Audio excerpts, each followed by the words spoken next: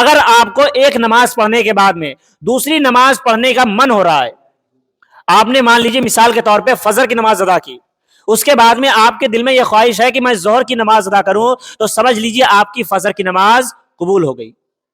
بھائی ظاہر سی بات ہے، جب فجر کی نماز اللہ نے قبول کر لی تب اللہ تعالیٰ تمہیں ظہر کی توفیق دے رہا ہے، جب ظہر کی قبول ہو گئی تو عصر کی توفیق دے رہا ہے۔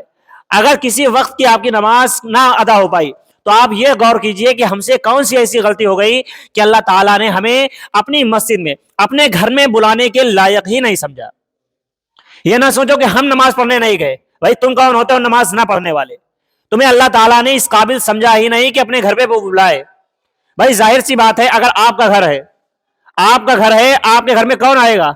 جس کو آپ بلانا چاہو گے، جس کو آپ بلانا چاہو گے وہی تو آپ کے گھر میں آئے گا۔ جس کو آپ بلانا نہ چاہو کیا وہ آپ کے گھر میں داخل ہو سکتا ہے؟ اسی لیے اگر آپ سے نمازیں چھوٹ رہی ہیں تو سب سے پہلے توبہ استغفار کیجیے، اللہ تعالیٰ سے معافی مانگیے کہ اللہ سے توبہ کریں کہ ہم سے ایسی کون سی غلطی ہو گئی کہ اللہ تعالیٰ نے ہمیں اس قابل ہی نہیں سمجھا۔ اگر کوئی یہ سوچے کہ اللہ تعالیٰ کو ہماری نمازوں کی ضرورت ہے، ہمارے روزوں کی ضرورت ہے، ہماری عبادتوں کی ضرورت ہے، تو ہم سے بڑا بیوقوف کوئی نہیں۔ اللہ تعالیٰ کو ہماری نمازوں کی کوئی حاجت نہیں، ہماری نیکیوں کی کوئی حاجت نہیں ہے۔ اللہ تعالیٰ کے فرشتے موجود ہیں، اگر فرشتے بھی نہ ہوں پھر بھی اللہ تعالیٰ کو کسی کی ضرورت نہیں ہے۔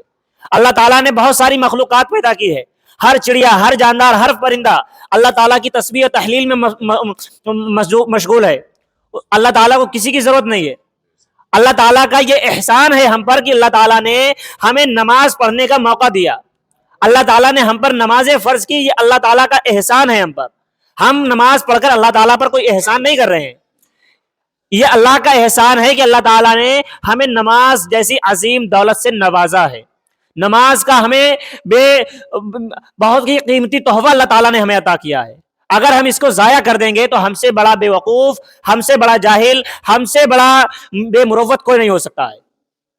اس لیے ہمیں چاہیے کہ ہم نماز کی پابندی کریں اور ہمیشہ اس جستجو میں رہیں، اس کوشش میں رہیں کہ ہم اپنی نماز کو اور زیادہ بہتر کیسے بنائیں۔